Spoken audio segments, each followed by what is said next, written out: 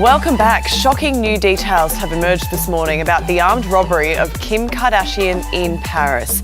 Equally shocking, perhaps, is the response from online trolls this morning who viciously claimed the whole incident was a publicity stunt. Kim's celebrity friends have jumped to her defence. Chrissy Teigen addressed the trolls, saying celebs are supposed to love you guys while also knowing you'd make a meme out of our dead bodies to get retweets.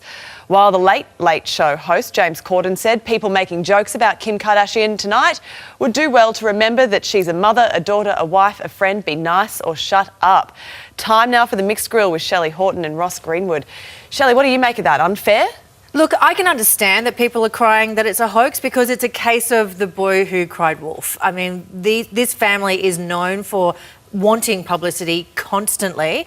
However, I don't really think it is a hoax. I can't imagine having someone tied up in the bath with a gun to their head could be how far they would go with a hoax.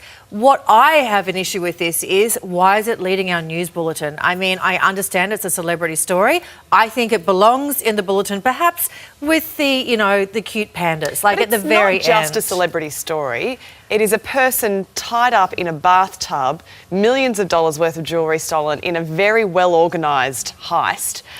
There's a lot more to it than that. And it's a little bit sad, Ross, that people immediately jump to cynicism, saying it's all a stunt. There's a lot of people who are held to ransom, tied up, held hostage. You have no sympathy. Who you never hear from. And the reason is because you don't know who that person is. The reason why this has become news is because we know who this is. Now, as I say, I've got absolute sympathy for any person who's been through this terrifying ordeal.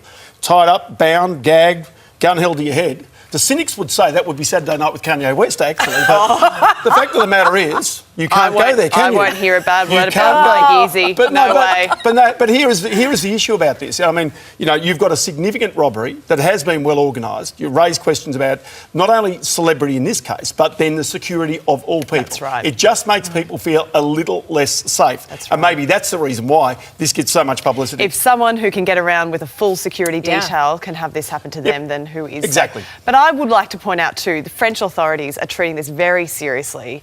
And if they, were showing any sign of cynicism, then maybe it would be justified. But I think you'd take it as it is I think there's no doubt it's happened. Yeah. I think that's the whole issue. I think there's no doubt it's happened. All right. Well, we'll no doubt hear a lot more of it in days to come, whether you like it or not, Shelley. Let's move on. Disney is under fire this morning for creating leading characters such as Elsa in Frozen with body shapes which set unrealistic role models for young girls. Leave Elsa alone. Shelley, Disney has promised their next star, though, will be more curvy, and she's Samoan, I understand. Her name is Moana.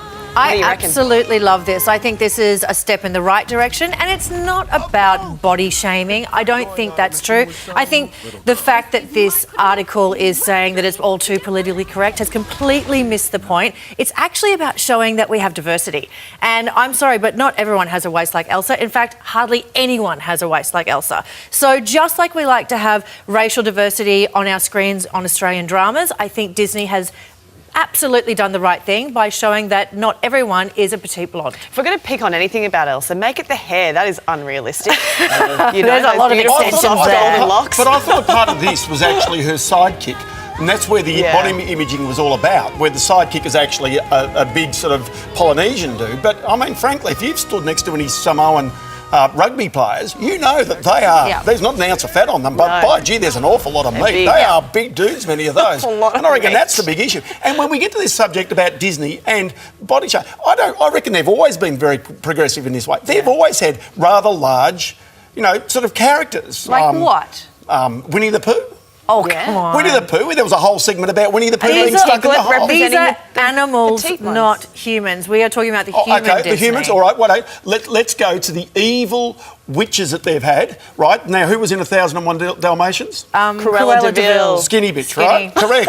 She was. And let's go to the other one. The other one in Snow White, the witch there, Skinny. Okay. Right? I think you've been He was talking about the puppies. It was the puppies. All right, we're going to leave it on that note. Go and sit in the corner and think about what you just said, Ross Greenwood. Coming up, they're cheap, they're small, and make moving house really easy.